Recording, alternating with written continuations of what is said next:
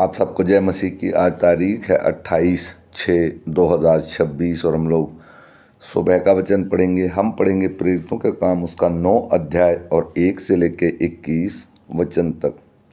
शाऊल जो अब तक प्रभु के चेलों को धमकाने और घात करने की धुन में था, महायाजक के पास गया और उससे दशमिक के आराधनालयों के नाम पर इस अभिप्राय की चिट्ठियाँ मांगी कि क्या पुरुष क्या स्त्री जिन्हें वह इस पंथ पर पाए उन्हें बांधकर यरूशलेम ले आए।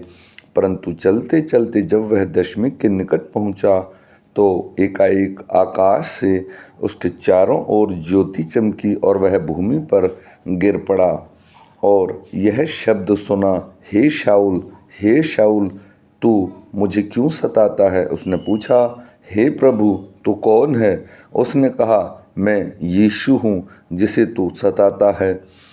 परंतु अब उठकर नगर में जा और जो तुझे करना है वह तुझसे कहा जाएगा।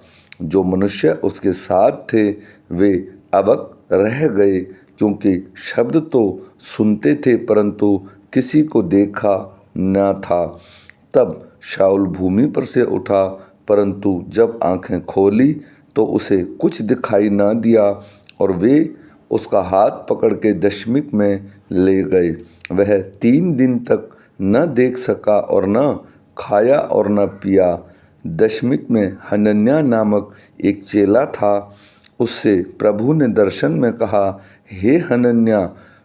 उसने कहा, हाँ प्रभु। तब प्रभु ने उससे कहा, उठकर उस गली में जा जो सीधी कहलाती है और यहूदा के घर में शाऊल नामक एक तिर्सुसवासी को पूछ, क्योंकि देख वह प्रार्थना कर रहा है और उसने हनन्याह नामक एक पुरुष को भीतर आते और अपने ऊपर हाथ रखते देखा है ताकि फिर से दृष्टि पाए। हनन्याह ने उत्तर दिया, हे प्रभु, मैंने इस मनुष्य के विषय में बहुतों से सुना है कि इसने यरूशलेम में तेरे पवित्र लोगों के साथ बड़ी बड़ी बुराइयां की है और यहाँ भी इसको प्रधान याजकों की ओर से अधिकार मिला है कि जो लोग तेरा नाम लेते हैं उन सब को बांध ले। परंतु प्रभु ने उससे कहा, तू चला जा, क्योंकि वह तो अन्य जातियां और राजाओं और इज़राइल के सामने मेरा नाम प्रकट करने के लिए मेरा चुना हुआ पात्र है और मैं उसे बताऊंगा कि मेरे नाम के लिए उसे कैसा कैसा दुख उठाना पड़ेगा।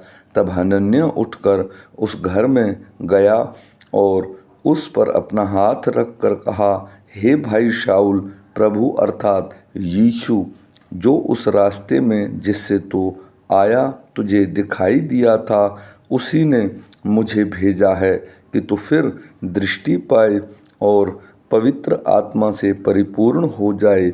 और तुरंत उसके आँखों से छिलके से गिरे और वह देखने लगा और उठकर बपतिस्मा लिया। फिर भोजन करके बल पाया।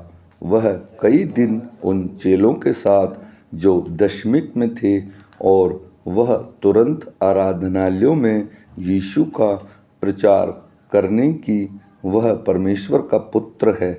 सब सुनने वाले चकित होकर कहने लगे, क्या यह वही व्यक्ति नहीं है जो यरूशलेम में उन्होंने जो इस नाम को लेते थे नष्ट करता था और यहाँ भी इसीलिए आया था कि उन्हें बांधकर प्रधान याजकों के पास ले जाए। आमीन।